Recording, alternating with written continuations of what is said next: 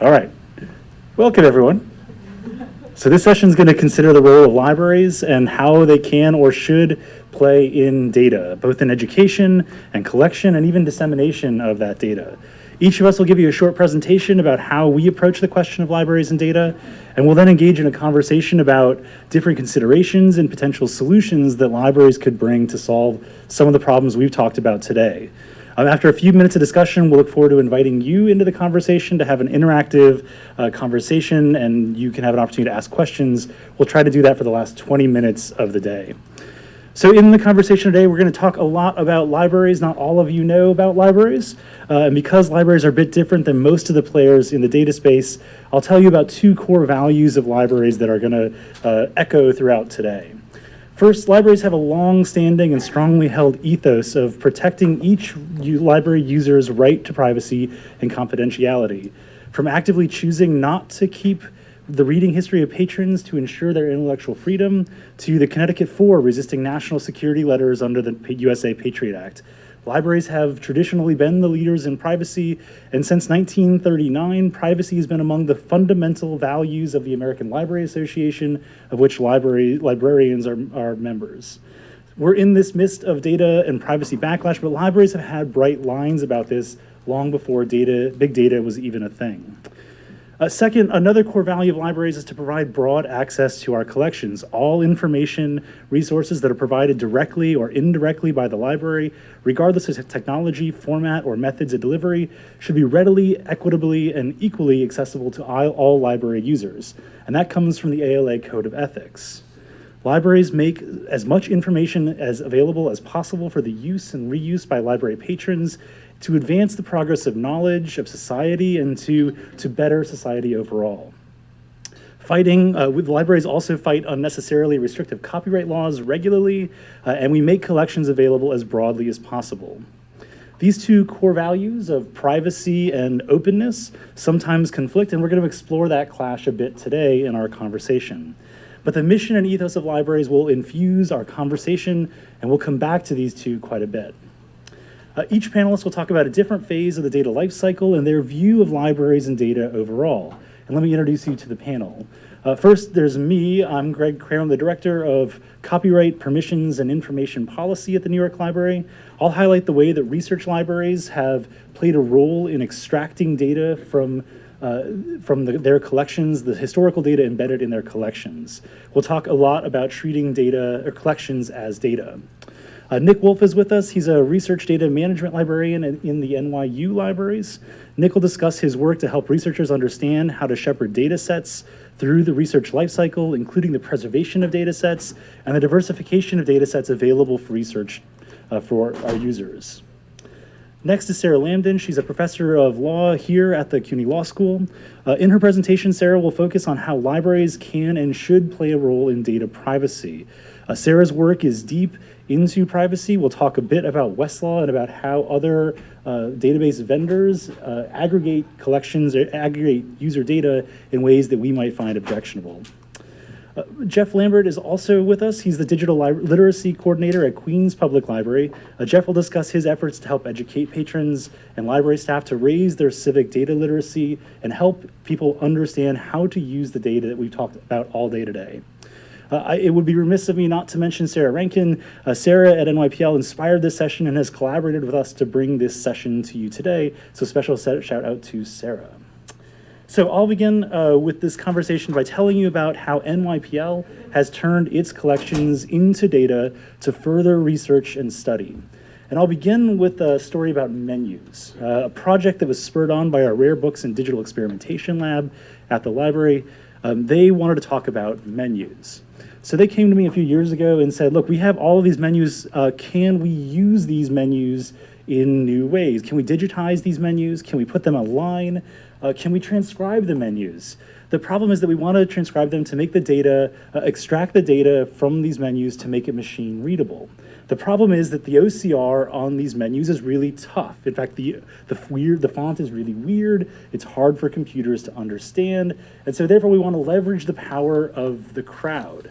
The collection itself contains some 45,000 menus, so not a few, but a lot. They span from 1843 to today. The menus include things like this. This is a breakfast menu from 1843 from the Astor House. We also have menus from presidential luncheons. In this case, this is Theodore Roosevelt's luncheon menu when he was visiting Philadelphia. This menu is a menu from a banquet of the alumni of the New York City University Law School. It was held in 1895. So diverse set of menus. After an internal analysis of the copyright status of these menus and a balancing of the risk and our assertion of fair use, we've moved forward with this project of digitizing the menus and making them available for transcription. This project was titled What's on the Menu and launched a few years ago. As you encounter these menus, what we asked you to do was we digitized the menus and presented them to volunteers to help us transcribe them. Each individual would go through the menu, find a line of food, describe what it says, copy the line of food, and then the price of it, and submit it. So far, 1.3 million dishes had been transcribed from over 17,500 menus. This rich data set of over 1 million data points was released as a data set, and it's available to researchers in a form that they can use for computational analysis. When we released the data set, we weren't sure exactly what people were going to do with it. We just sort of made it available because it's an interesting data set. Others found it interesting. There were researchers who were interested in questions about food and culture, and they took the data and asked a number of questions about how the collection came to be and the implications of those collection practices. Other researchers used the data to study the fish populations over time, and by seeing the prices for fish or whether they even appear on the menus, researchers were attempted to infer facts about seeing those populations. So if the price of fish goes up dramatically over time, over a couple of years, and then comes back down, that might tell you something about the overfishing of that fish population for some amount of time. And this is exactly what we were looking for. We were looking for the inspiration of new knowledge, new insights and understandings using our collections. So this isn't the only project we've been working on to treat our collections as data. There are other projects in the works, like our extraction of data from historical copyright records to make it easier to determine the copyright status of items in our collections. We've also been working to digitize 137 years of New York City's city directories. The goal is to make the directories text searchable in powerful new ways in order to build data sets that will inform the research in New York City history, genealogy, and beyond. The NYPL Map Warper is a tool for digitally aligning or rectifying historical maps from NYPL's map collections to match today's precise maps so that you can overlay maps on current landscapes. This allows researchers to see how specific physical places have changed over time and gives you another perspective on our historical data. So for more about libraries and collections and data, I'm going to turn this over to Nick to continue the conversation.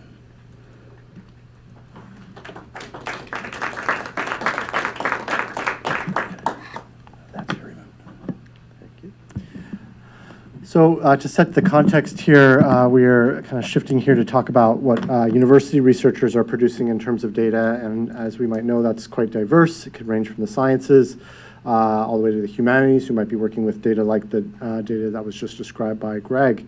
And my role as a research data management librarian is sort of a new role that has emerged in libraries, which takes an acknowledgement of the fact that regardless of how researchers are conducting their collection of data or production of data, that some point in the process it's likely that a library or a library-like institution is going to be involved in preserving that data for the long term, whether that's a digital repository or a university's institutional repository or some kind of maybe even for-profit or a vendor-produced digital repository with often some kind of digital archivist involved in making sure that data is preserved for the long term. Now we're about a decade now into federal insistence, federal government funding agencies' insistence that the results of research data be provided, be shared, be preserved under some kind of license or some kind of circumstances, right? So this is where the pressure has been on for libraries to assert themselves and say that we have a role, and in some cases work with researchers and try to make sure this happens. So this is the context for research data management in general. Now, the reality is that we are often directing researchers to send their data to a variety of places. We have to recognize that there are certain repositories that are discipline-specific, and they may not be at our university, and that's fine. We're, in the end, really meant to be advocates for researchers and for data having a long life. But there are cases, of course, where New York University or a university in general is an appropriate place for that data to end up. We are a nonprofit in the sense that we are at no point going to put a paywall in front of our data that ends up in our institutional repository. We can be pretty much guaranteed, I think, to be around at least for a while, whereas some digital repositories may face funding shortfalls in 5 or 10-year sort of life cycles. And so they have to provide for that.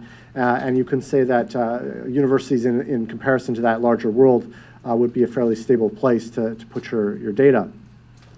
So that means that we have this sort of two-way opportunity. We, as research data management librarians, can say we are going to work with you to think about the longer life cycle of your data.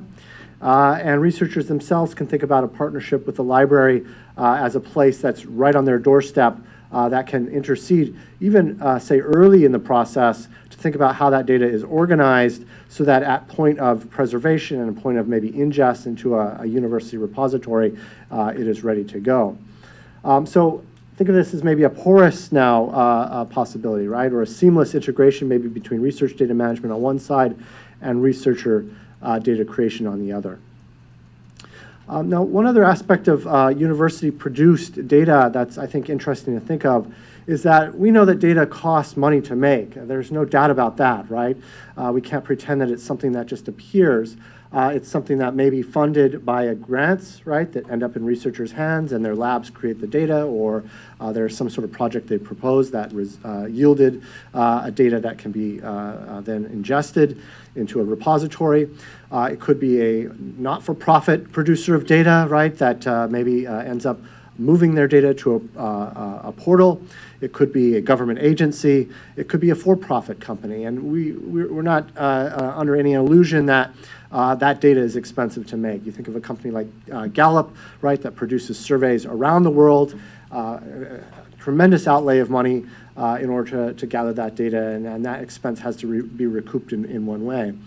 But there is a potential problem there in that if we only produce data that is funded, or we only produce data that's going to produce a return, right, that there's some way to recoup those costs, there is a danger that we would end up with a homogeneous data record, right, or a record that does not record the full human experience or data that is sort of confined to those communities that are of interest at a particular time and that may not have been of interest, that may be of interest in the future but have not been recorded, right? So that need to diversify our data record is certainly there.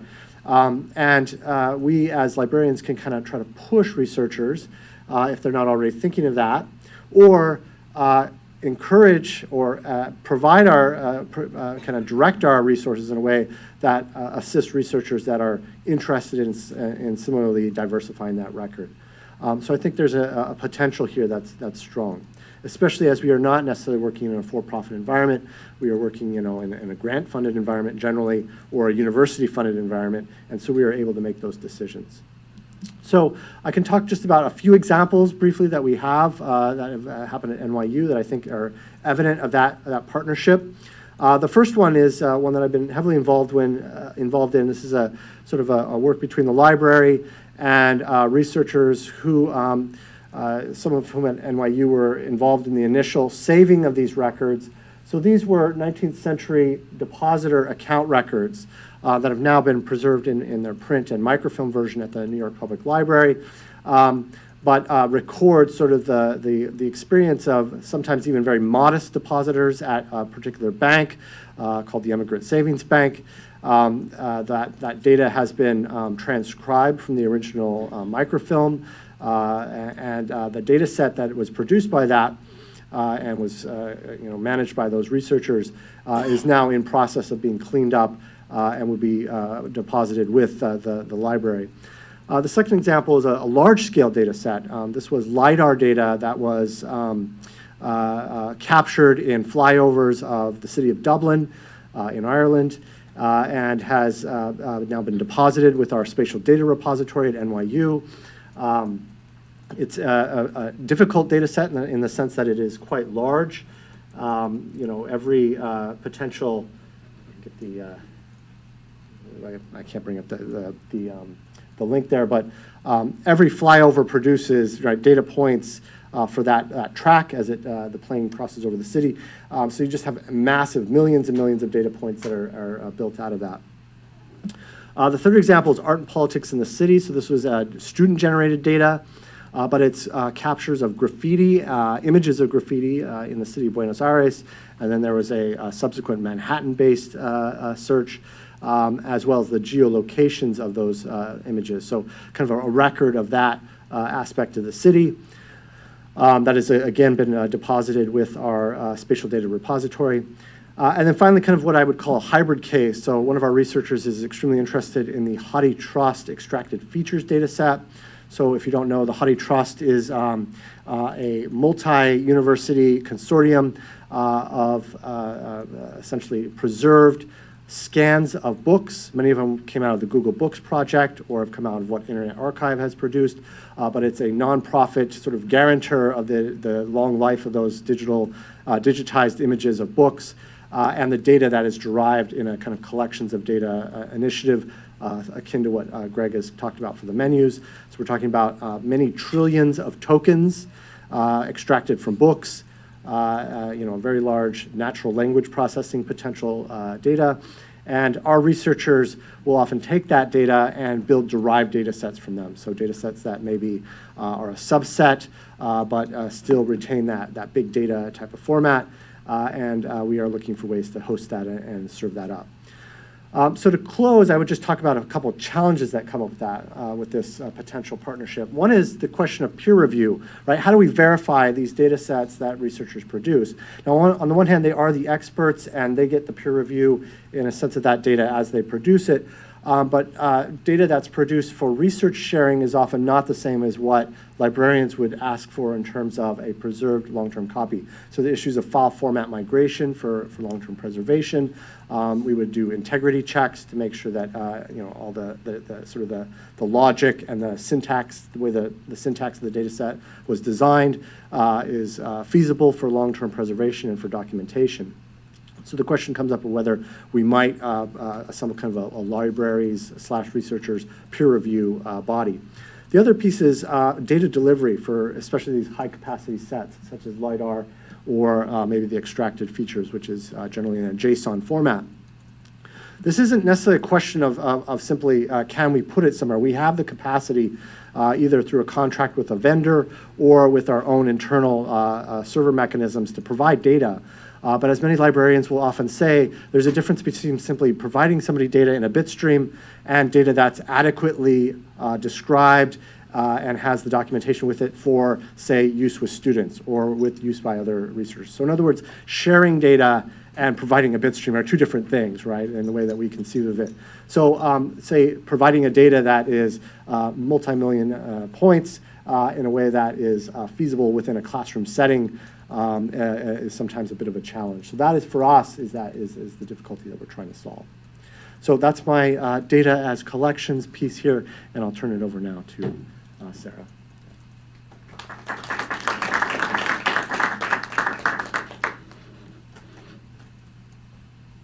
I don't know if it's set yeah, I'll figure it out. Hi.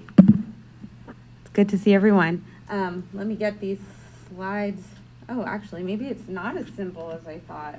Why doesn't the mouse? The mouse isn't, yeah. I don't know. Oh, did it? I don't know. Yeah, we fixed it last time by unplugging and plugging back in the... Okay, we'll see if it works. If not, you're not going to get to see my clever slides.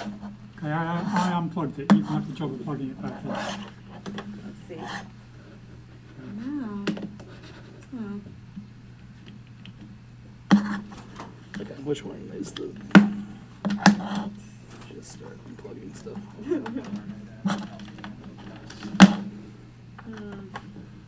Oh, look at that. Thank you. Look at that. Miracle. Thank you, everyone.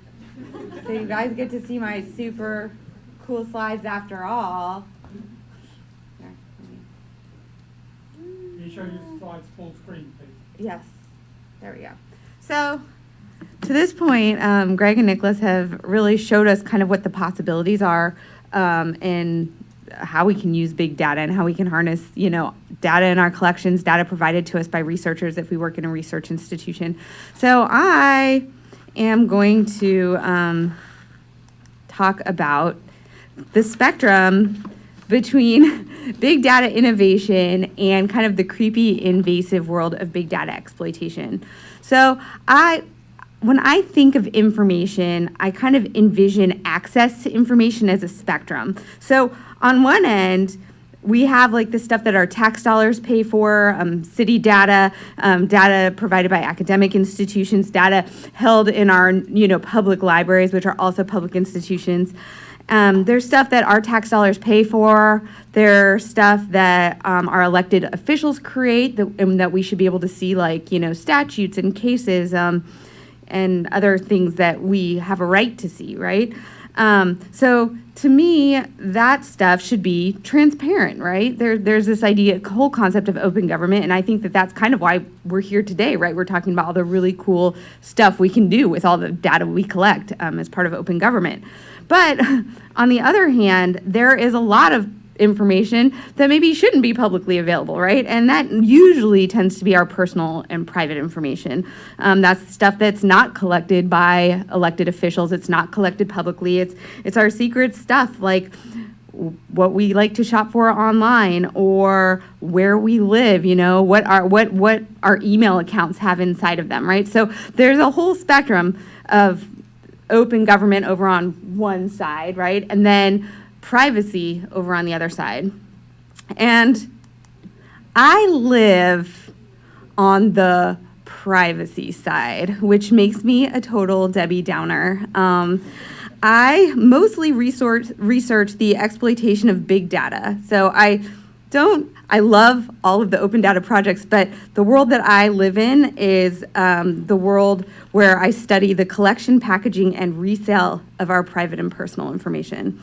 So I'll explain briefly why I live in this tinfoil hat world. It's not just because I'm a huge Debbie Downer. It's because in 2017, I was working as a librarian, actually right here at CUNY Law School, and I learned that Reed Elsevier and Thomson Reuters, which are our main research providers in our libraries. They provide Westlaw and Lexis, which are like the gold standard of legal research tools. I learned that both of those companies were also selling personal data to Immigration and Customs Enforcement, or ICE, and to thousands of law enforcement agencies across the country. And I got pretty pissed off about it, right? I got really concerned about it, and I took the issue to a bunch of professional library organizations, and I was turned away. I wasn't really allowed to talk about it in kind of the library professional organizations because we have a really complicated relationship with vendors and platforms.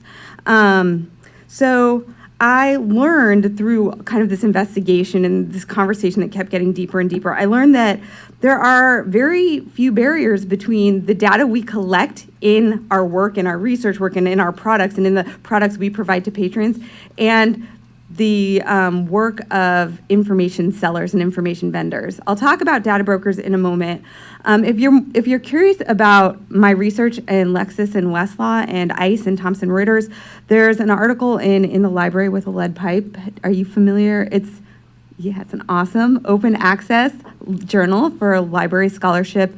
So I put a larger piece about that there if you want to look at it.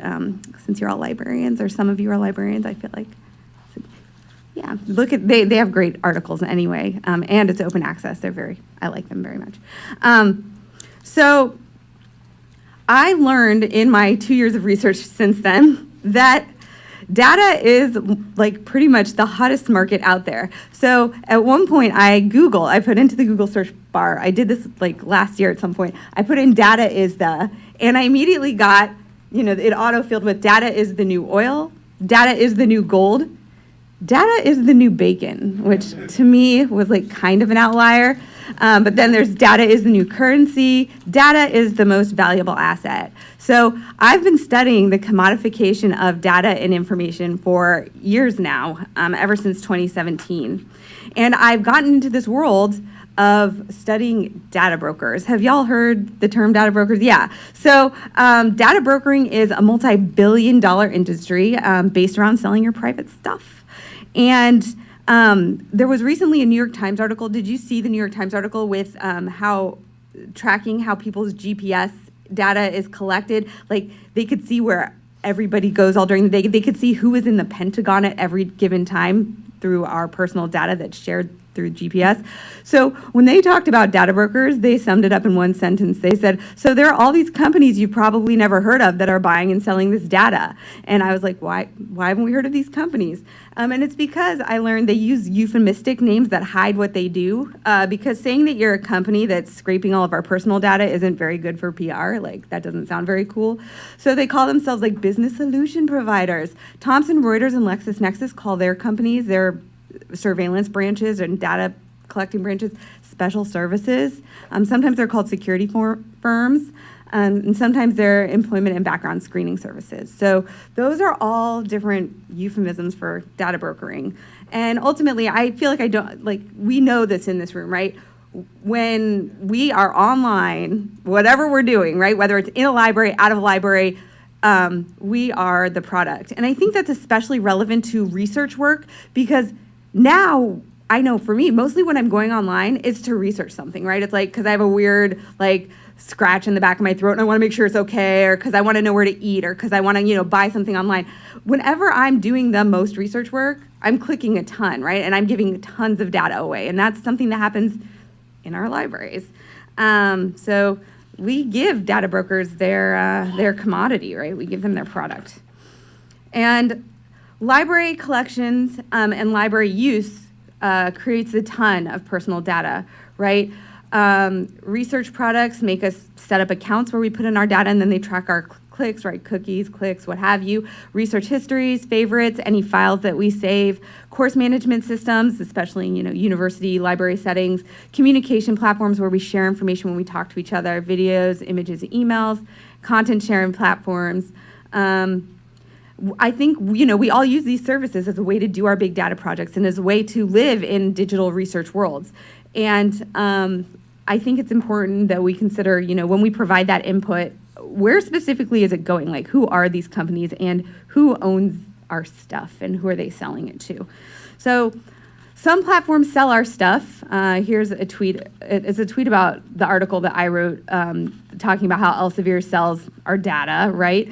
And some platforms just give it away. So a lot of social media platforms just give away our data to, like, Amazon, Facebook, Amazon, Netflix, and other services in exchange for more content, in exchange for some sort of benefit that might not be a monetary benefit, but that eventually they can commodify and will make them money. And one thing we have to consider is that when we give people access to data products, we're also allowing companies to collect information about that. And I think that's important in a library context. When I teach my students how to use Westlaw and Lexis, like, am I giving that, like, am I basically kind of leading them into this trap where their information that they do research with is going to end up in ICE's database? I don't know. And it's especially important for lawyers to consider this, because if I'm a lawyer and I'm representing a bunch of immigrants or people who are being detained by ICE, what's happening with my research trail? What's happening with all the data I'm inputting? Like, that's something we should definitely know about. So the question, I think, at the end of the day, when we think about that spectrum from green to red, right, is how much privacy we are willing to sacrifice for big products and data tools. On one hand, we could just never have any big data innovation ever. Does that sound like the best outcome? No, that sounds pretty terrible, right? No, we're not. Like, we should use big data, and big data is really important for helping us solve environmental issues and solve, health issues, find cures, and kind of, synthesize a bunch of information that we otherwise wouldn't be able to have, right? Big data is really useful. But I don't think we should have to give away all of our privacy, on the other hand, right? I, in my mind, think that we live in a world where we could have both big data and privacy. So as libraries, how can we kind of ensure that maybe we will move in that direction, and that as we continue to do big data projects, we maybe work towards a place where we don't have to worry about these privacy issues so much, and when we can trust the products that we use. And I used to say, we should all just build our own products, but that really takes a lot of time and power that a lot of libraries don't have. We don't have staffing, we don't have funding, and we don't have time. So if we are going to use these vendors, which I think most of us agree we have to, I have kind of come up with 3 things that we can do to kind of push the spectrum to one where we can use big data without so much worrying about privacy risks, or at least bringing them to the fore, the discussion about them to the fore. So the first thing we can do is we can ask our vendors if they comply with library privacy ethics, right? ALA's Code of Ethics, the 3rd principle, says that we protect every library user's right to privacy and confidentiality. I actually have gone to vendor meetings, and I've asked, what are you doing to ensure that you are, guaranteeing my users' privacy? And the results are mixed. There are certain vendors who understand library ethics. They might have librarians who work there, and they say immediately, oh, we expunge all of our records. We care a lot about data privacy, and we would never sell our users' records, et cetera, et cetera. And then there are other companies like Thomson Reuters who don't promise that at all and don't even want to have that conversation. So we can ask them, right? And then we can also support new and existing vendors that build privacy into their products. We tend to, I know in the legal field, we have picked our gold standard, and it's really hard to break kind of the monopoly of Westlaw and Lexis, and I think that that's true across the spectrum of research products. So one thing we can do is, if we hear that there's an ethical research product coming out, we can give them a chance, right? We can invite them to our institutions and see what they're working on and support them. And the third thing we can do is we can tell vendors we don't want them to, invade our privacy and our patrons' privacy, and we can ask them to build in privacy, from head to tail of how they construct their products to ensure that user data isn't being sold or given away. That's all I have, and I think now, yeah.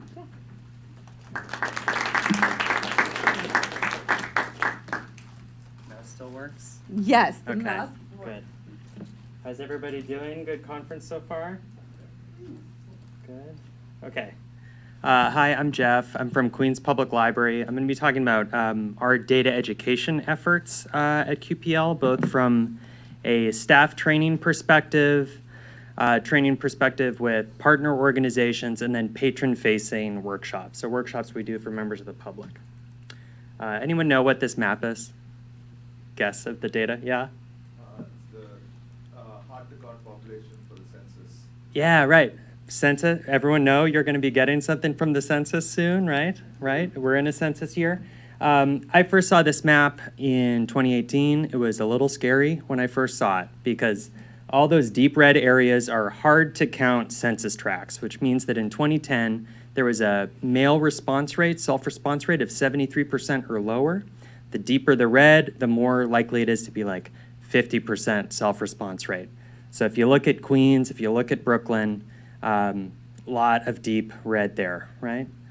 Then I saw this map. What do you think all those blue dots are?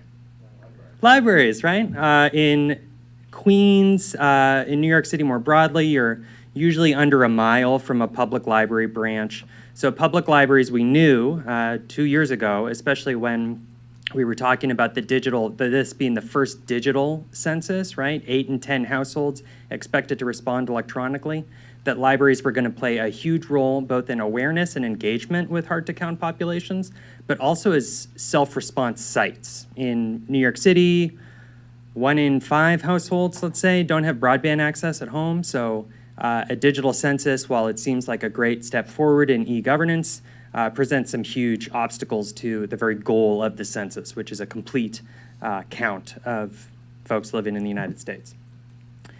So we started to think about what we could do from a digital inclusion, digital literacy framework to really get the word out about Census 2020. And we started to think about a theory of change that was, if people knew how important the census was and what the data that's on the census is, they might be a little more likely to participate, and they might be more likely to be a trusted messenger in their community to get their friends and family to participate. We found a funding opportunity through the Institute of Museum and Library Services, which is a federal funder for projects in libraries called Civic Switchboard. And the goal for Civic Switchboard, they fund field projects across the United States. We were very lucky to be selected to be one of them for 2019. They support projects for all types of libraries to really position themselves in their open data ecosystem. In New York City, we've got things like Open Data Week, we've got things like the Open Data Law, and we've got great events like this, School of Data. So we have a very thriving open data ecosystem, right? So what's the role for libraries to get involved in that space? Luckily, Civic Switchboard has a great guide for libraries, and you've heard about some of these roles already, right? We can be stewards of data because you create data when you visit a library. Your use of our services creates and generates data, and we have to be responsible stewards of that. We can also be actually holding data. So I think the NYU example is a great one of working with researchers and making those data sets acceptable, figuring out ways to store them on servers, thinking through that data lifecycle. But a lot of the work that I do in public programming connects to creating civic data literacy and creating opportunities for members of the public to engage, making civic data more usable being another one there. One of the other field projects that was funded also got involved in this role of developing civic data literacy. So this is the St. Paul Public Library in Minnesota. They worked with their municipal data agency to create a lot of great marketing material to raise awareness of this great open data platform that they have, and then some public information sessions about how to utilize that information. We followed a pretty similar approach in Queens. It's a quote from New York City's Open Data Plan, and I love what's highlighted there, that success for the open data portal and for the open data law in general, right, is really in this idea of open data for all. It's going to be in the number of New Yorkers who use open data in their daily lives that we really judge if open data, open government is successful, right? So what were the components of the program that we ran at Queens Public Library? We called it Data Counts. One was library worker education. So we identified 20 branches in Queens of our 66 locations that served the hardest to count census tracts based on that 2010 self-response rate. And we worked with branch staff to host these 3 PD sessions, professional development sessions. Intro to Open Data, the data reference interview, and data-informed decision-making. I'll talk about those in a little bit more detail. We also worked with partners that work with hard-to-count populations, so really identifying those trusted messengers that are going to be doing frontline work with those communities living in those deep red areas to upskill them around census and open data more broadly, right? How do we get them to recognize how important the census is and how relevant it is to the work that they do, understanding the communities that they serve, so that they can then go out and turnkey with their populations. Hey, census next year, it's going to be really important. This was particularly relevant for us last year because when we pitched this project, it was in 2018, and it was while we were still having still up in the air, right, about the citizenship question. So what we were hearing from partners was that a lot of folks that had been involved in Get Out the Count efforts in 2010 were feeling feeling a lot of trepidation about having the same role in 2020. So we wanted to stress how important a fair and accurate count might be. And lastly, patron education, which is an Open Data 101 workshop that we developed with Beta NYC and the Mayor's Office of Data Analytics. And we've got one of our open data ambassadors here as well. Okay, so library worker education. What we were trying to do here was to upskill staff so that they see open data as part of their toolkit. One of the things that we do in libraries is answer reference questions from patrons. Anyone ever ask a question of a librarian before? Right? Awesome. Most of us. Cool. So might be something, you're doing a research paper for school. You're, hey, maybe it's an e-government question, right? Like, hey, DSNY didn't come in and pick up my trash last week. What am I supposed to do? I hear this might be a problem with my neighbors as well. Is this a question that we might add to their toolkit by showing them how to use open data platforms in New York City to answer those questions? We also talked about how to frame a question so that it is answerable by data, right? Because not all questions can be answered by open data. So how do you ask that question of a data set? We talked a lot about navigating different open data resources. What is a data dictionary? How can you use a data dictionary to understand that information? And then the last workshop is really zeroing in on librarians and how to use information, not for the reference interview, but for your own work, right? So we want librarians to be using open data resources so that they can better understand the communities that they serve. So we talk a lot about how open data is everywhere, right? And there's so much information that is available to them that we just want them to be exposed to it. This is part of the training. We talk about this data reference interview. So what is the research question? What type of data might answer that question? What software or data skills would you need to actually manipulate that data set to answer the question? So part of this was like an Excel 101 workshop, right? How do we upskill both library staff and patrons who may have very low level skills with Excel or comfort with that platform to download some giant data set from NYC Open Data and start to manipulate it to make it meaningful for their zip code or their service area. Okay. Yeah, access and empowerment. How do we help patrons access open data? So we can breeze through some of this. This is all from our training for staff.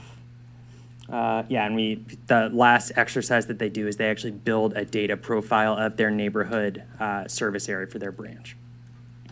We got some good feedback on that. That was a 3-part workshop, so it was about 6 hours of staff training. We condensed it into a 2-hour workshop, which we led for 4 times for a number of different organizations that serve these hard-to-count communities across Queens. Also, sometimes very low-level exposure to either Excel or open data or this idea of data analysis at all. But some energy. Everyone was using census data in their work, maybe not on a daily basis, but going to American Fact Finder or something like that. So showing them the open data platform, just adding another tool to their toolkit. Our last piece is this Open Data 101 workshop. We ran a few of these last week, or this week, I guess, for Open Data Week. And what we cover in this workshop is it's really an introduction to New York City government and to the idea of open data and working with patrons so that they see open data as a resource that can help them understand their own community and that it might add a layer of aggregate information to what anecdotally they know to be true when they walk down their street or call 311 because they have a heat and hot water complaint for their building. Being able to go to 311, look at the data set and see that 150 other residents in your building filed the same request during the month of January is pretty powerful and becomes an actionable data point when you go to your community board meeting or you vote your council member out of office or something like that, right? So we really wanted to think about open data literacy and data analysis as part of broader civic engagement efforts and as part of civic literacy. So connecting it to this idea of New York government writ large. So we look at some Beta NYC tools like BoardStat. We do a pretty comprehensive walkthrough of the New York City Open Data Platform, including how to not only filter data on the platform and download it and search for data and open a data dictionary, but also how to file requests, right? So if you see errors in data, you can submit a note or a ticket to Open Data and say, hey, I noticed this thing. We did this workshop, and this week I led one of these workshops, and it was restaurant inspection data, but when we did a sort by date, the first 2 were from the year 1900, right? So it's like, oh, there's an error in this data set, and we went through and I showed them how to do the ticket number, right? And like, send this in, someone can go in and scrub that data. So it's also part of making open data more usable, right? We're training a broad cohort of people to take this resource and make it theirs. If this workshop runs anywhere from like 90 minutes to 2 hours, so it's a lot of content. If you can get everything into it. You run through a whole sort of data journey where you are asking a question of a data set and connecting it with the Department of City Planning's Census Fact Finder. So it's also sort of an informational session, especially this month for us, about Census 2020 and answering any questions that patrons might have about Census 2020. And then connecting the census information to the New York City information and using that to understand your community. Yeah, so much of the workshop deals with 311 as a data set. I find it to be a pretty engaging data set for folks that are new to the idea of open government, because many people have filed a 311 request. How many people here have texted or, yeah, oh my gosh, almost the entire room. That's really cool. Similar experience when we run this workshop in libraries. Other popular data sets to take a look at on the platform are like restaurant inspection data. Also something that just connects, like I've eaten at this restaurant, I've seen the letter grade in the window, I'm able to actually see what goes into making of a letter grade and use a data dictionary to understand the violation codes. And then daycare inspection data as well, which is also Department of Health and Mental Hygiene. Right. So I'll close with some opportunities, and then we're going to have a Q&A. We've heard a lot about privacy already. I'm talking about what we're doing with civic engagement and open data. We do a lot of privacy education work and data literacy at the library right now. There's always opportunity to do more. So in our basic digital literacy classes, we are trying to teach people that their data is an asset. Their free internet that they're getting is transactional, right? Or their free services that they're getting from Google and Facebook and all these other platforms is transactional, and that they have tools that they can manipulate that transaction or control that transaction a little bit. So we talk about data downloads and data takeouts and customizing your privacy settings, things like that. There's more work to be done, I think, on library work, education on data stewardship. So library use produces data. Frontline library staff need to be able to answer your questions about what our ebook vendors are doing with your data. You should be able to get that question answered from frontline staff. There's more work that needs to be done on that. And lastly, with the open data piece, and part of my world is job readiness and workforce development. So what does a bridge program look like from an Open Data 101 class to somebody who might want to take the first step? Many of you are data analysts or work in data professionally, so what can a bridge program look like at public libraries to go beyond a 90-minute workshop and maybe go into some sort of soft skills or hard skills training that leads to either a certificate or to enrolling in a more formal degree program? And with that, I think we'll move on to our Q&A.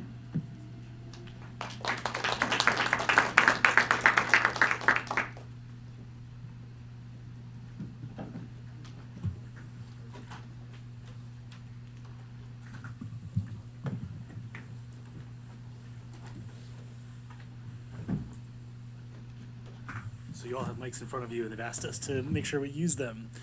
So there's one question I've got. I've listened to all three presentations. There's a theme that runs through them about pressure from big data vendors and data literacy about how we train ourselves or train our staff to acknowledge that balance, and then how do we resist that pressure ourselves.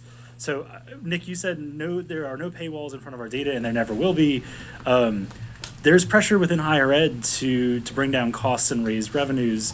Tech transfer offices really do want to control data sometimes. Do you feel that pressure, and kind of how do you recommend others who are feeling that pressure kind of balance those interests? Right, so yeah, that does come up. We certainly are sometimes at odds with the rest of the university who may see this as a possibility, say, for example, to implement a patent on data. We probably would come away with that by saying that we offer at least one space that's an alternative to that, right? And maybe that's where we can sort of be satisfied with that we would say that we are the one space where you might go and say this is not going to be monetized, and that if that's the option you want to go with, we would prefer that, and you can deposit with us, and if not, then you have your other options. We can't obviously control what they do, but yeah, we're just happy to actually provide that at all, right? Because they're not forced to do sort of a monetized platform or maybe a vendor in terms of the final home for their data. Sarah, you mentioned the monopoly or the problems that libraries have with vendors. Nick just said vendors. You suggested ways that we can work towards better vendors, but how do we deal with vendors that have market dominance? Westlaw and Lexis are not going away anytime soon. There are lots of journals that are now consolidated into single owners. How do we deal with those larger vendors beyond the 3 steps that you've recommended? So the microphone, this one's not working. I'm just going to talk loud. Oh, we're all just yeah, that's actually been kind of a large part of my work. LexisNexis has been much more willing to consider working with us than Thomson Reuters, but neither have promised that they're going to put a firewall between their legal research product and their surveillance products. None of them have provided a written statement ensuring that. And my main course of action was to try to activate librarians and lawyers, but really librarians, to kind of coalesce around a movement, activism around a movement, kind of like the movement that you showed, in your very first slide with the signs that say, if you see the sign, the FBI has been here. We have a history of advocating for privacy and of advocating for these things. Yet now in the digital world, that activism, it's not working. And I think in a large part it's not working because our professional organizations won't let us talk about our vendors in the professional organizations. We're allowed to talk about the government. We're allowed to say, I don't like what the NSA is doing. I don't like the Patriot Act. I think the government should change their policies. We are much less likely to be allowed to say, I don't like what Thomson Reuters is doing if Thomson Reuters is the gold medallion sponsor of our annual convention, right? I'm not allowed to talk about this at the American Association of Law Libraries conference. And I think that in order for us to solve the problem, we have to come together and find a place to talk about it and to organize around it, which I haven't found that place yet. I don't know. So Jeff, the pressure is also existent in public libraries. We work with a lot of vendors. Today, we expose our patrons to a lot of those vendors who take the data and use it for other purposes. But there is real pressure in the public library community to kind of knock down costs. And sometimes you can get a cheaper subscription if you are willing to give up more data. How does your staff deal with kind of that issue when you're talking about this to Queen staff? How do they think about the data that they're generating in their practice versus the data that may be coming from New York City Open Data? Like how do they balance those two things, and are they thinking about them differently from a privacy perspective or from other perspectives?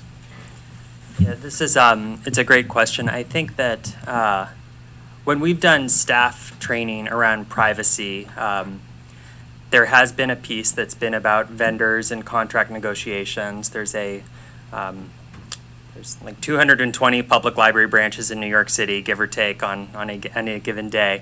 And according to the mayor's office of the CTO, there's been staff at every single one of those branches that has received some privacy training and cybersecurity training. And the training that was developed, it's like 9 online modules, and it includes training on vendor negotiations. So imagine you're a teen librarian in Washington Heights. You're not the one doing the contract negotiations with our biggest ebook vendors, right? Like the Overdrives of the world or something like that. How many people check out ebooks from their public libraries? Cool. Okay. So I think there are things that libraries can do that as it comes down to the staff training space, it becomes most important for clear messaging to patrons, right? Staff at the front desk need to be able to answer questions or connect patrons to privacy statements from vendors. Erin Berman out in California has done some great work on this. She has a GitHub repository for basically on her home library's website. When it lists the databases, just where it links to click here to get into ancestry.com library edition or whatever. Right under that is, and here's a link to direct to their page on patron privacy, right? So that's really important. It's right there as you're describing the database content. There are leaders in this space in library land, and I think when librarians get together and collectively organize and say no to vendors or request different interpretations of privacy or more restrictive privacy settings, that's where our opportunity is. And for the frontline staff and staff education work, it's really just about clear messaging and getting that word to patrons. One thing also, I didn't think of this, but there's also a huge movement around contract language, right? Yeah, so that movement I think is core to everything you're saying. Yeah. And that's something that we covered in this training, and the feedback from frontline staff was like, I've never even seen a contract with a vendor, let alone been in contract negotiations. So why is this being covered? So maybe there's opportunity, I think, to manage up there, and for frontline staff to be raising these conversations so that library leadership is hearing them. Open up to questions for you all.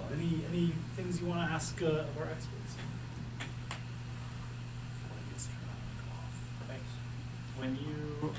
When you think about bringing data sets into library collections, how do you think about versioning and completeness and, when you're done acquiring it? Yes, we're operating under the assumption that that's precisely the process that's going to happen, that there's going to be multiple versions, there's going to be, additions to the data as we go along. And so we are working to create a catalog discovery environment that reflects that. And there are, some not entirely developed, but certainly some gestures in that direction in the current world of software that's out there to do that, to create metadata records that reflect that.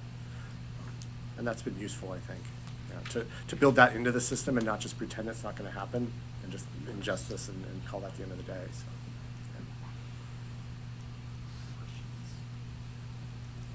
My question is for Jeff.